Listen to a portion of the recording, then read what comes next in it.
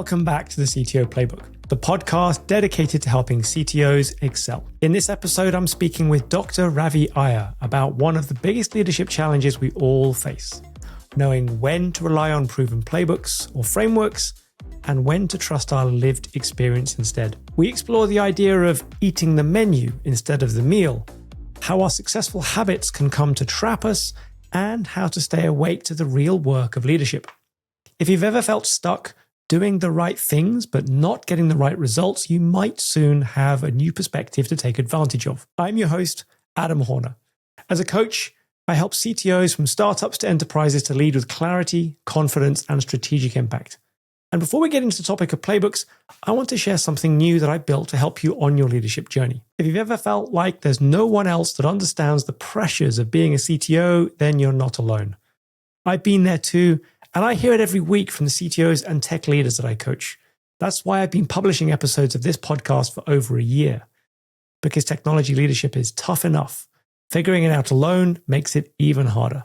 So now I brought most of my work together under one roof, the CTO Playbook. The CTO Playbook is a home for this podcast, a growing community of CTOs, and a suite of coaching programs, all designed to help you grow as a technology leader. Think of your leadership journey like a mountain, a climb with many routes.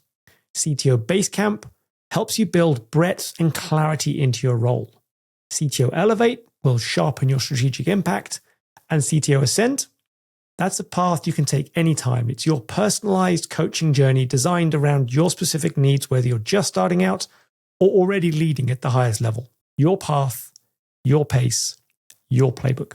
I've just launched CTO Basecamp, a new cohort-based program to help technology leaders strengthen and broaden their leadership foundations. If you're ready to stop figuring it all out the hard way and start leading with clarity, confidence, and strategic impact, the waitlist is now open with early access and a discounted rate available for early joiners. You can learn more about CTO Basecamp, CTO Ascent, and what's coming in the near future with CTO Elevate at www.thectoplaybook.com. Now, let's get into the discussion on the very topic of playbooks. And remember that if you want to get a digital copy of Dr. Iyer's book, please see the link in the show notes. Dr. Iyer, welcome to the show. Thank you, Adam. This is such a pleasure. It's really great to have you here. Now, you've spent over 4 decades in medicine, in science, and leadership. But can you tell a little bit to our audience who perhaps haven't come across you before, what led you from the hospital floor to becoming one of the most viewed TEDx speakers this year? So there is one fundamental characteristic of myself that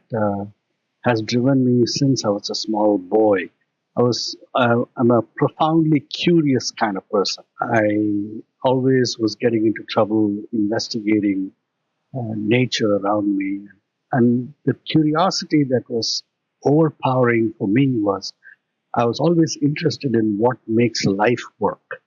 So, whether it was a frog or an earthworm I was interested in knowing how do they work? How do animals work? How do creatures work? What makes life work?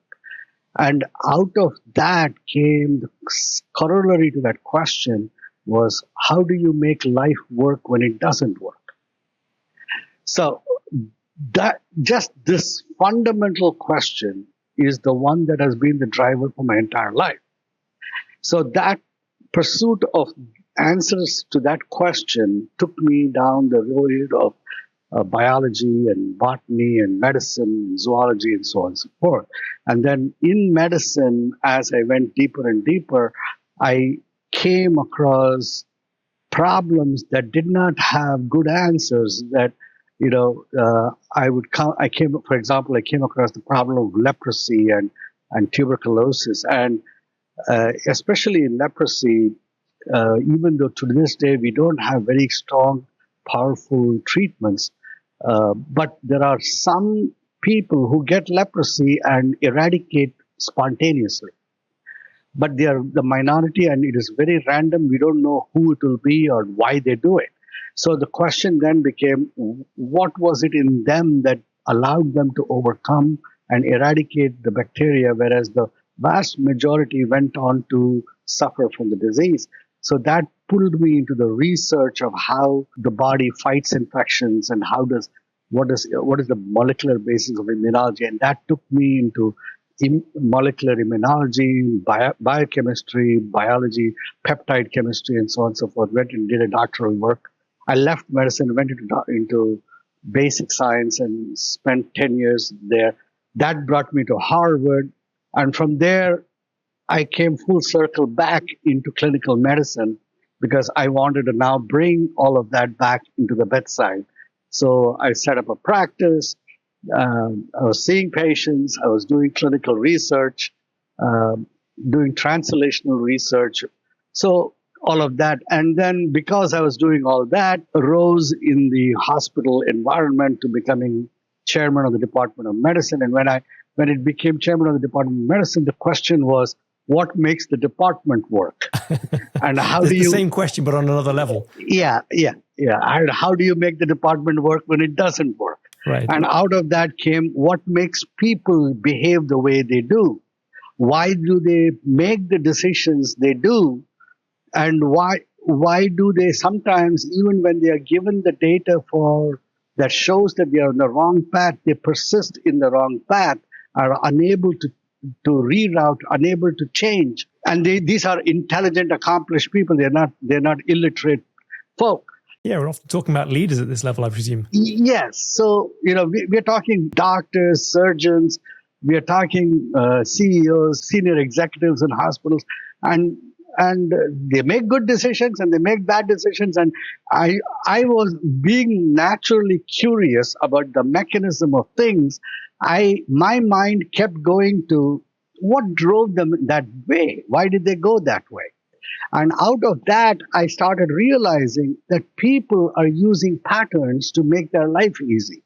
Very common approach. Because I remembered back in my biology days, we studied a unicellular organism called an amoeba. Yeah. An amoeba is a single cell organism, and we used to put that in a drop of water under a microscope slide.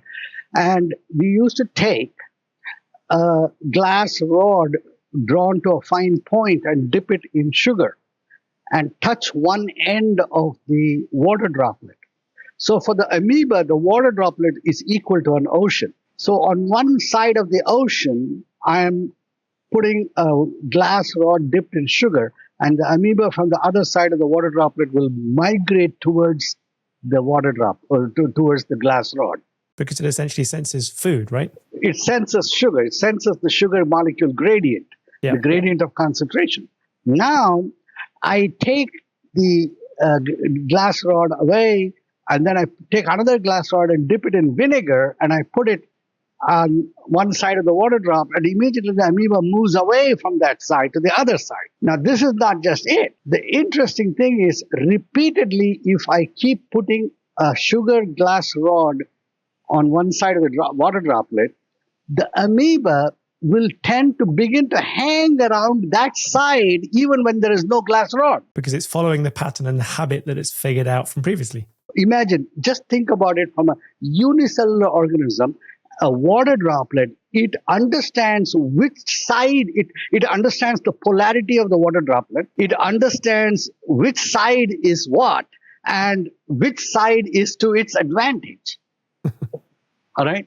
So that's just an amoeba. And we're talking, this is almost sort of the most basic form of life there is possible, it's the most basic. It's a single cell, or it has nothing. The way it eats is it engulfs. It goes over a molecule of food and it puts pseudopodia over, and then it completely envelops it and draws it inside.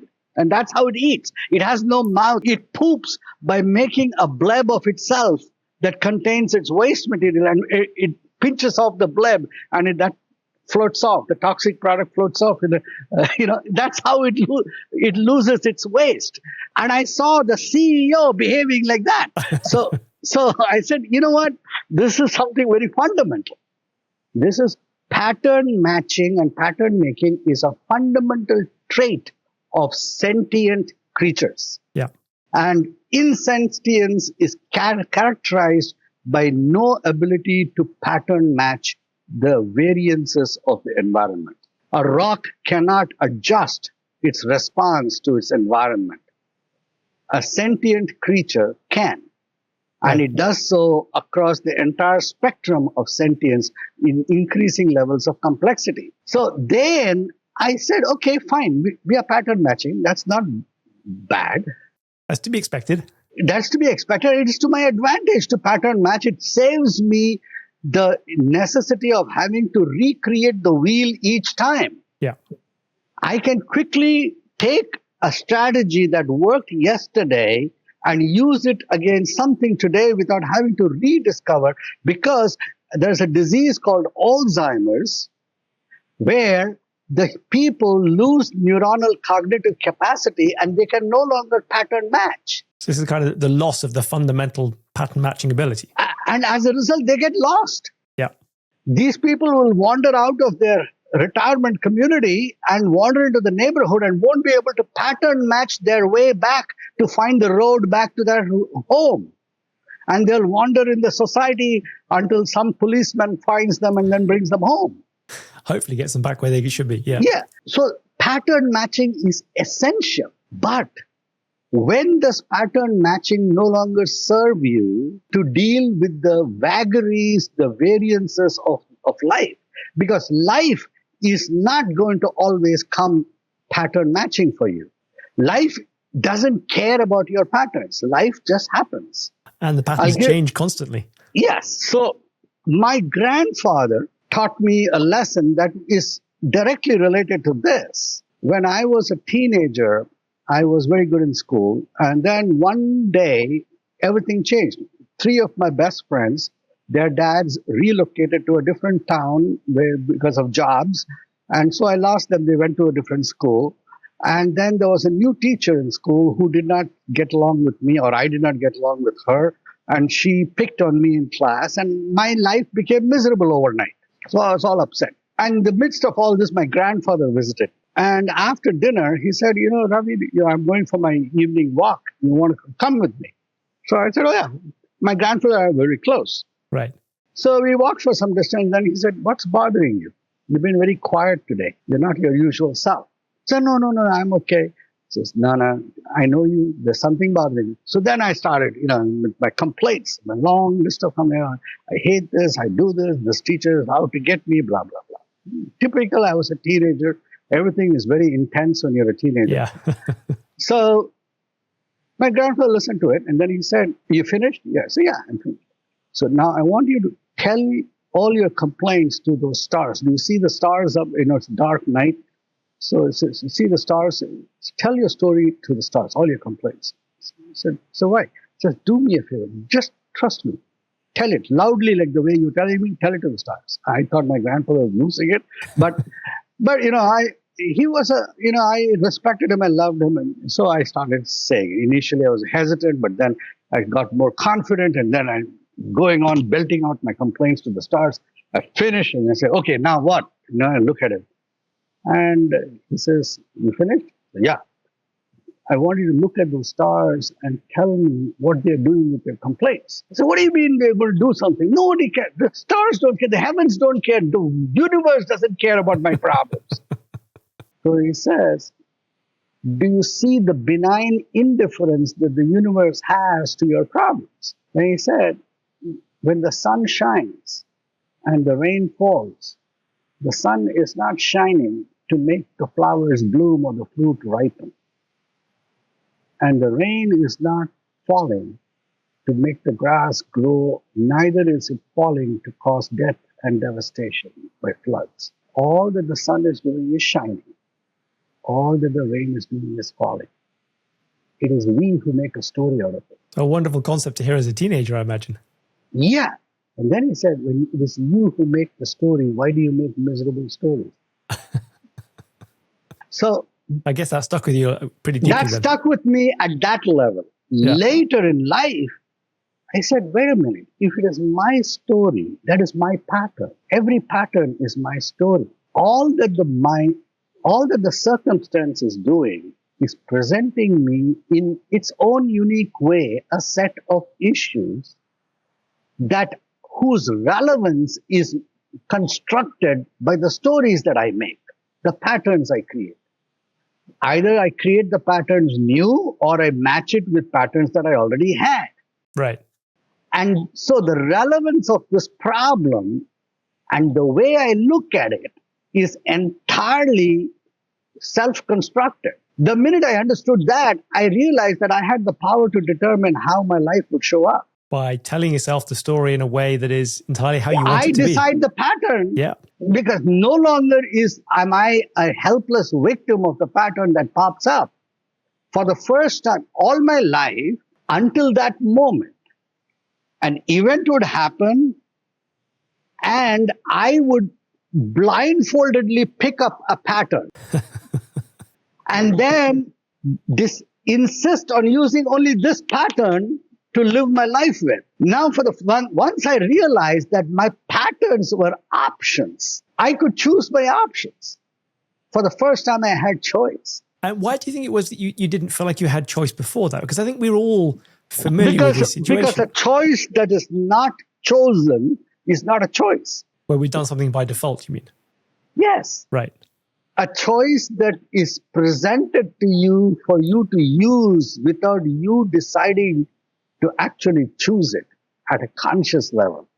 It is not a choice. A subconscious choice is not a choice. A subconscious choice is a compulsion. Right. Okay. And so if we're just going around and just using our compulsion, our instincts as our way of sort of interpreting and understanding the world, then we're always kind of at the mercy of our previous experiences. Yeah. And also of the randomness of our successes. Our successes have become totally a game of chance. What do you mean by that? Can you explain that a little bit further? Because I'm not sure I completely follow the line. So let us say you have a library of 10 patterns that will pop up every time you have a challenge in your life. Right. And you don't actually determine which one of those 10 you will apply. You will just pick out of those 10 and then apply it. All right. Sometimes the match fits, sometimes it doesn't fit, sometimes it's a partial fit.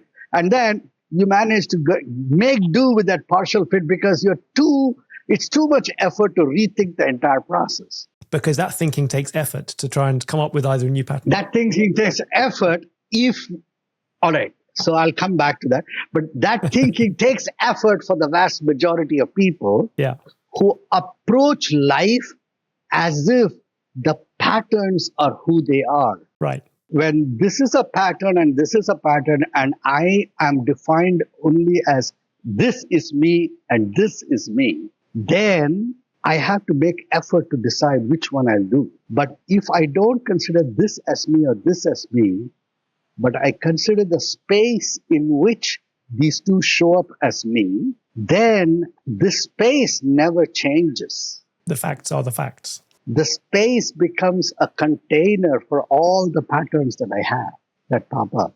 And sometimes I may play with this pattern, sometimes I may play with this pattern, but who I am is the space. Separate, inviolate, completely integral, whole, complete, neither added to nor subtracted to by the patterns that pop up. So it's just a reframing of how you observe everything then, basically. My success is not me. My failure is not me. They are just situational options. And I can experience this and then move on and go on and continue to create. My success doesn't hamper me to only one kind of success. My failure does not hamper me to only that kind of failure. So how would I apply this then? Because in terms of the way I coach, obviously my podcast is called the CTO Playbook. And playbooks for me are a lot of the ways in which essentially they're those libraries of patterns. And so in terms of how I apply this approach then, is it a case of, well, playbooks aren't great because they don't fit? Or is it more a case of being more deliberate about when and how to use playbooks, to be discerning about when they're applied and when they don't? So when using the analogy of a playbook and a football game, I don't know what is there in Sweden, but soccer's pretty popular here as well. Yeah, soccer. Okay. Yeah, playbook for soccer. Okay. The playbook is not the game. The playbook is an element in the game. Like that, the options and patterns of your life are not who you are. They are a part of who you are. But the whole of who you are is the space which contains both the entity that is aware of the game as well as the entity that is playing the game. Right. It's about expanding our perspective, about looking at the things that are happening, as well as the strategy or approach that we're taking towards that. Correct. And then questioning whether which one is the most appropriate at this point in time.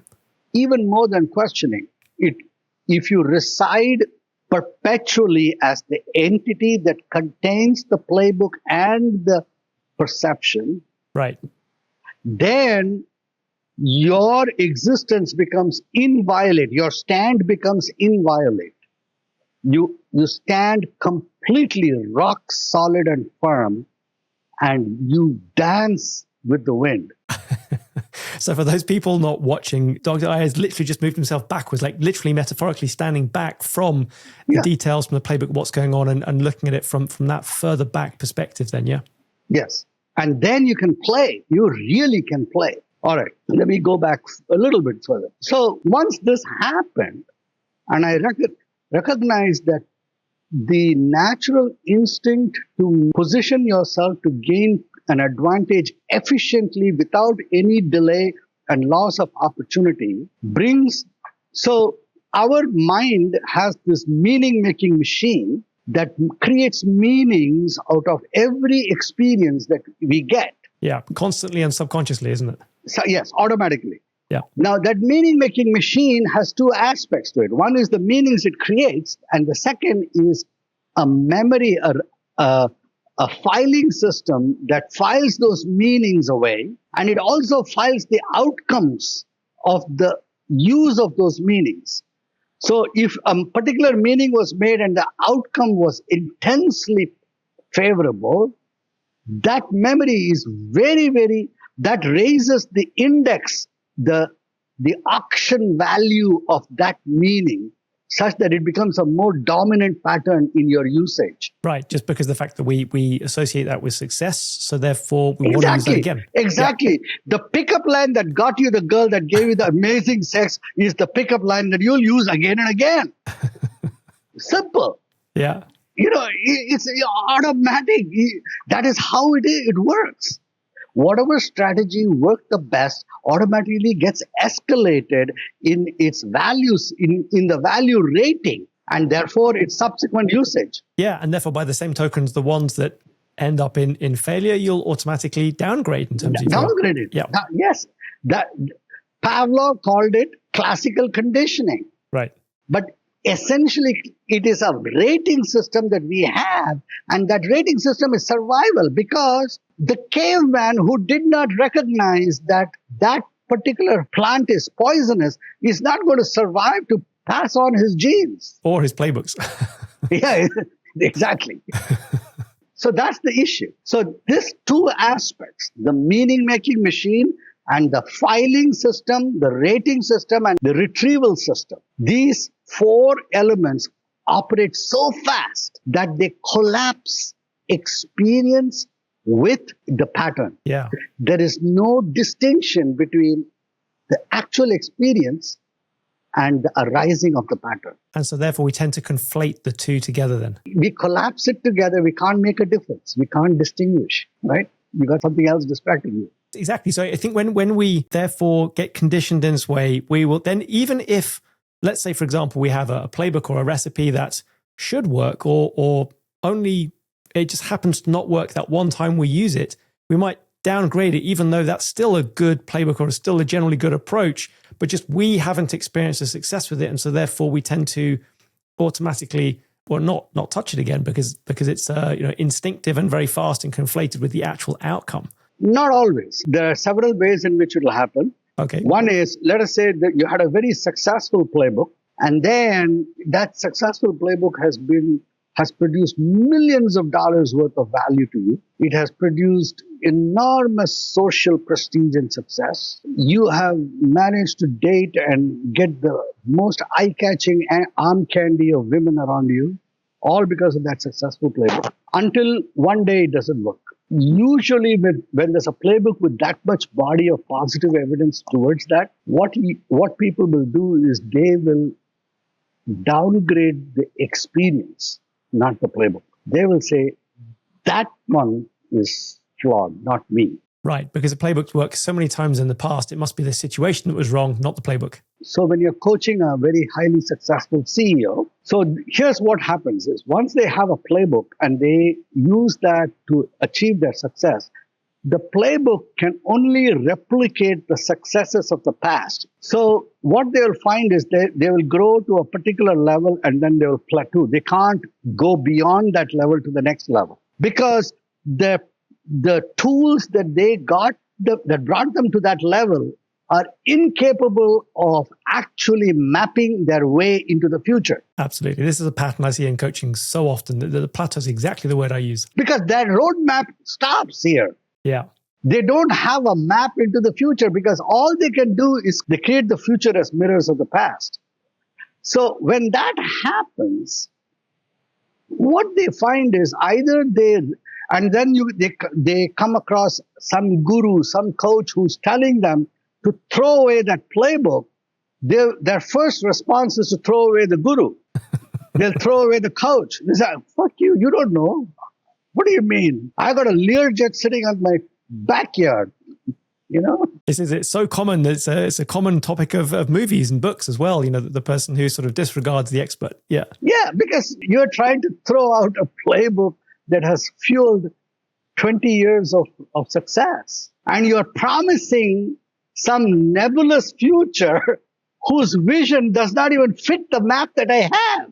So what's the antidote for allowing ourselves to overcome this situation and not throw out the expert, but instead question where we are and what our sort of preconceptions are? Only two mechanisms work: shock and awe. There's only two ways. Either the mind, the patterns of the mind can be subdued by overwhelming power or by overwhelming admiration. Right. Okay.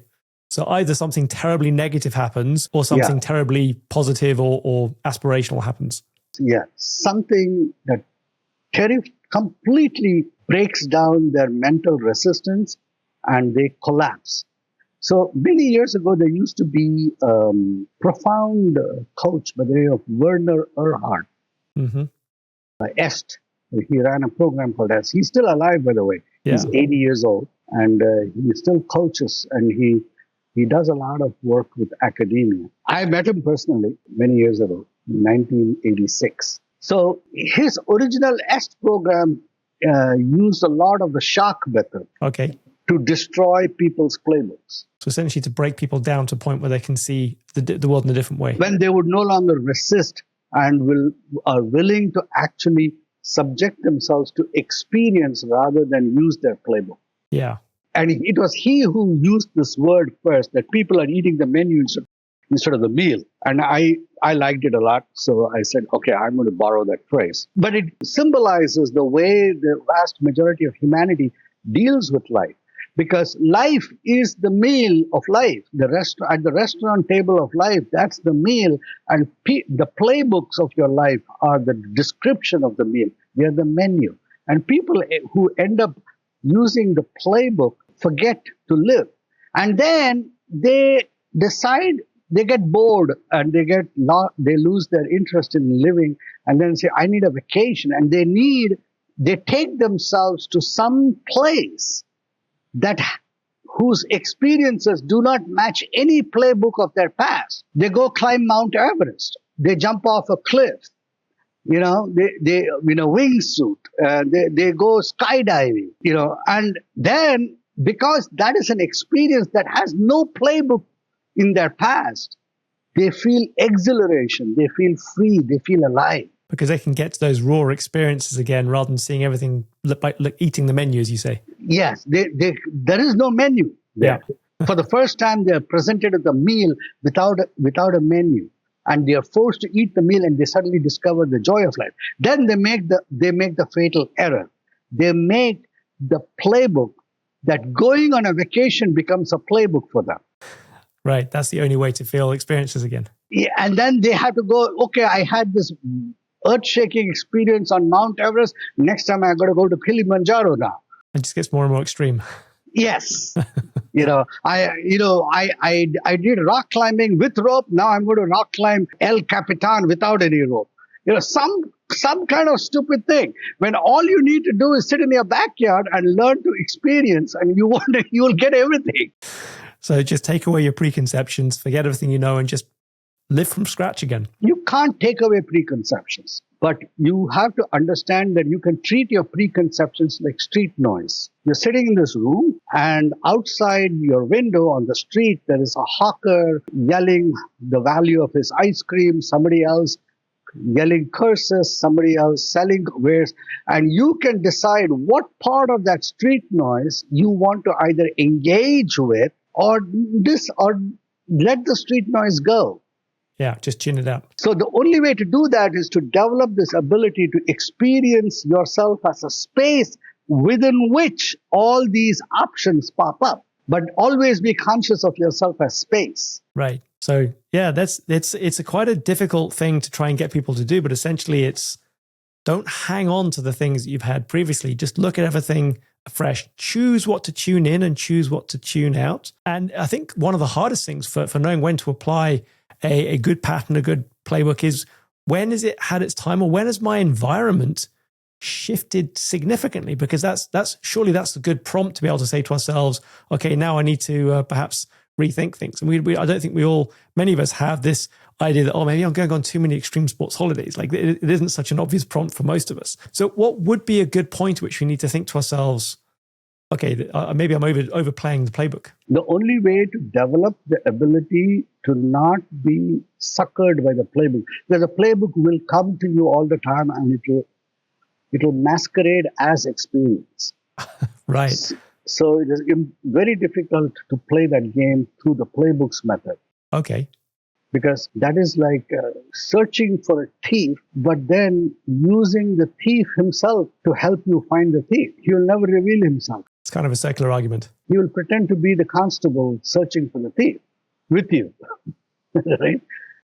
So the only way to do that is to cultivate observation of something that has no meaning, just pure feeling. For example, the Japanese do that in the tea ceremony. The Japanese tea ceremony is an observational exercise.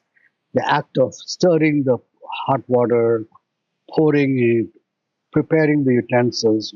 There's no meaning in this. It is pure observation. Ritual that is repeated and it is observational. The Tibetan hitting the gong and experiencing the wave of sound, that's observation. All observational exercises are meaning, they suspend meaning and push you towards experience. I do this, I'm a physician, so I deal with a lot of people. Very often I deal with couples. Right. And here's a very interesting thing. I've been a physician now for 42 years, and I frequently will get young couples who are trying to get pregnant and they can't get pregnant. And we have done all the tests and they are fertile. This guy has got good spermatozoa. This woman is making good eggs. No problem. Periods are regular, cycles are regular, everything is good. But they can't make babies. And I start asking them, and then I find that, how long have you been married? Oh, I've been married 7 years now. Yes. So we were postponing getting a baby because I wanted to settle down. We wanted to buy a house. We wanted to get this. We wanted to get that. We want to get everything right for the baby. And now we can't have a baby. So I said, the act of becoming fertile is more than just releasing spermatozoa in the reproductive tract such that it reaches an egg. There is an entire neuroendocrine release that occurs simultaneously to facilitate fertilization. Right. Okay. The neuroendocrine is not just your testosterone or her estrogen and progesterone. There's oxytocin. There are 4 fairy godmothers, I call them. The 4 fairy godmothers are oxytocin, serotonin, adrenaline, and dopamine. Right. Four fairy godmothers. And these 4 fairy godmothers have to be present in an equal mix for maximum opportunity, maximum biochemical harmony for fertilization to take place.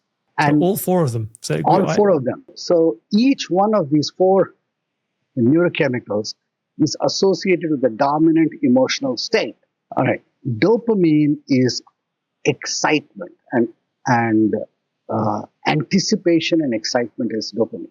Yep. Serotonin is the chilled hormone. Taking a reefer and saying everything is cool, man. That's it. It's peace and an enormous tranquility and a sense of belonging. That is serotonin. And adrenaline and norepinephrine is intense energetic activity, almost like a fight or flight, and a sudden tinge of fear thrown in also. Right. A bit like those adrenaline junkies we were talking about before. Yeah, it's a little tinge of fear. There's a little vibration of fear there. Then the fourth one, oxytocin, is the hormone of orgasm. It's total expansion, explosive expansion, where your boundaries of self get broken down and you have an expansion of yourself beyond the framework of your body. So all four have to be present in relatively equal measures. And the situation, the pattern making machine that we are, the pattern for maximal release of this is ideally present when the relationship is new. Okay. When you're in a new relationship, everything about the other person is wonderful, surprising. They look at you and their eyebrow goes up on one direction and you suddenly have an orgasm just looking at that. Wow, look at that. How beautiful.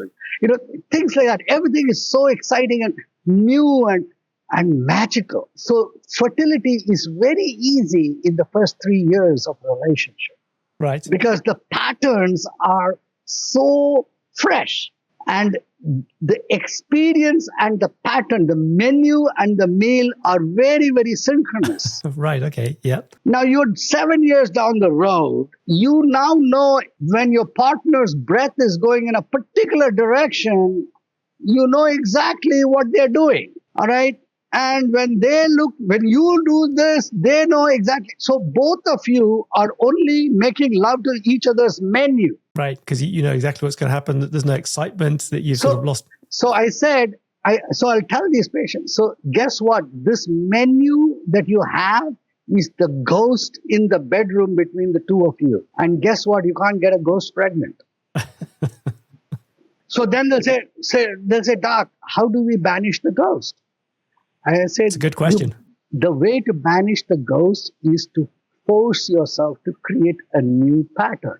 Makes sense. And the way to do that is to deprive your experience of each other is through your five senses. So deprive each other of the use of one or more of your five senses and force yourself to experience each other through a sense that you normally don't use. Interesting. So literally just change the way your perception works and just use that. So I said, listen, we have five senses, but we don't use five senses equally. We use two of our senses dominate in the menus that we make of our life. Can I guess that those two, it's going to be sight and sound, is it? Yes. Right.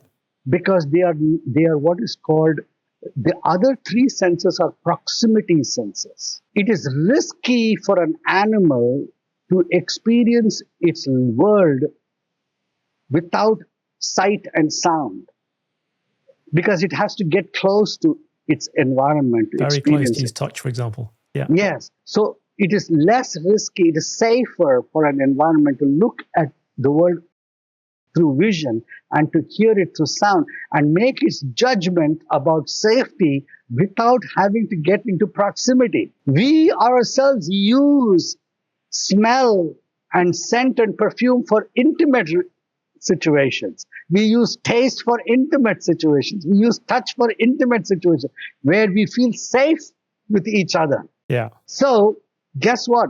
Blindfold each other, wear earmuffs, and experience each other through the other three senses. So it may sound like 9.5 weeks, but believe me, it works. It's a powerful message, isn't it? So if we were to take this idea then of depriving one of our senses, when we're, let's take that CEO who's had great success and they have been, working on the same playbook and using that for a long time. I guess what would be the equivalent of depriving? In a business environment, they would have to change their data collection methods. Right.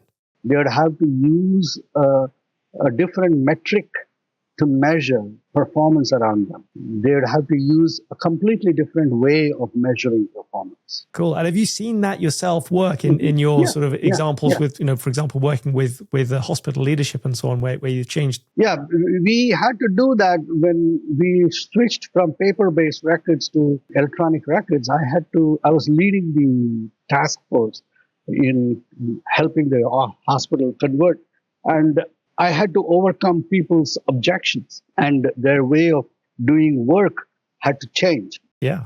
So one of the ways we did was we used a combination. We forced them to use a particular order entry system for all prescriptions. We didn't ask them, so in a clinical record, you have patient evaluation, then you have, documentation of what you saw, and then you have just order entry or a prescription.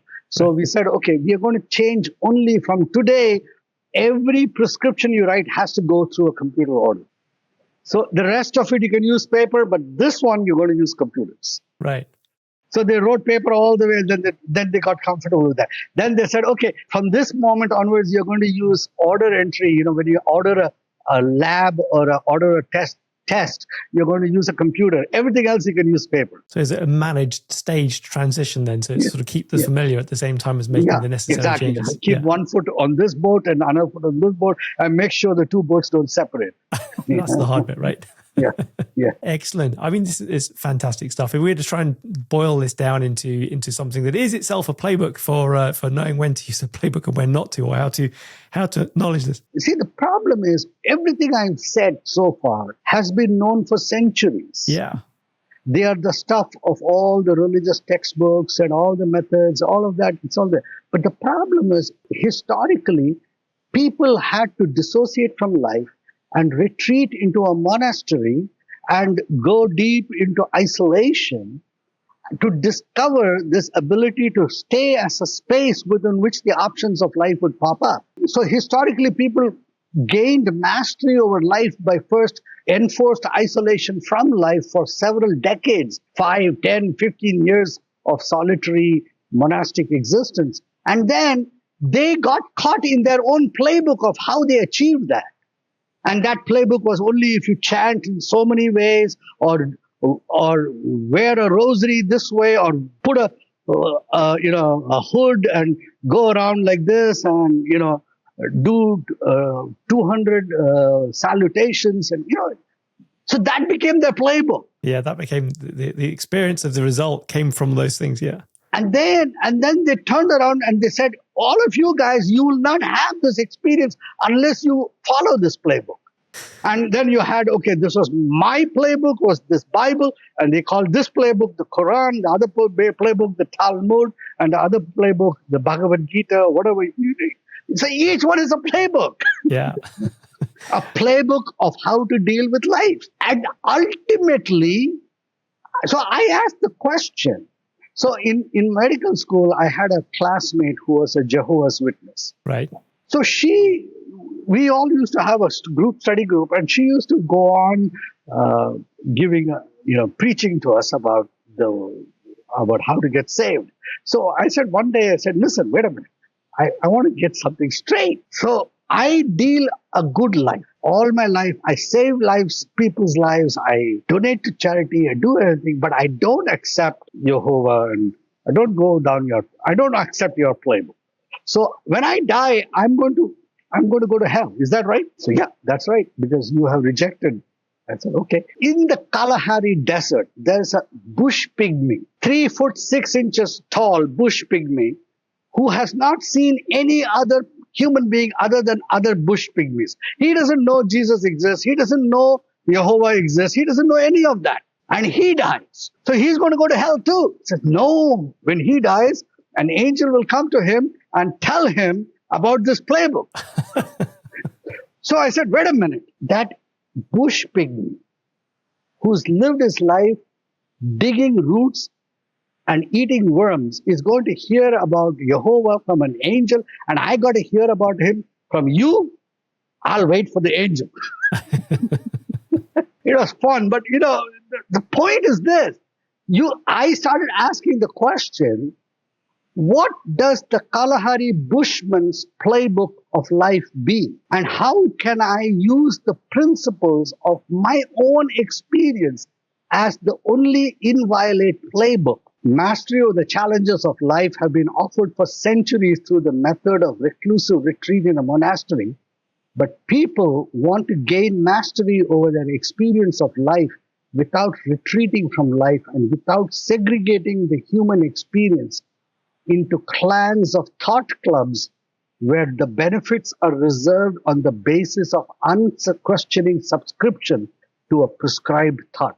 So that is basically my principle. Use your own experience to define the playbook that rules your life rather than borrowing somebody else's playbook. I'm not saying those playbooks are wrong, but recognize them just as they are. They are prescriptive playbooks.